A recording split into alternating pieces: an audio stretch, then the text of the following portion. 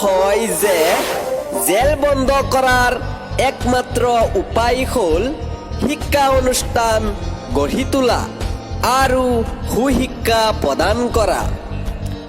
দেশ সমাজৰ উন্নয়ন আৰু পৰিৱৰ্তনৰ প্ৰাথমিক প্ৰয়োজন হ'ল শিক্ষা প্ৰতিষ্ঠান। সাংস্কৃতিক আৰু কলা কৌশলৰ দ্বাৰা এজন ব্যক্তি জ্ঞান অৰ্জন কৰিব পাৰে। আমাৰ ল'ৰা ছোৱালীবোৰক স্কুললৈ পঠোৱাৰ বাবে সদায় প্ৰস্তুত থাকিব লাগিব আৰু তেওঁলোকৰ শিক্ষাৰ বাবে সুযোগ কৰি দিব লাগিব।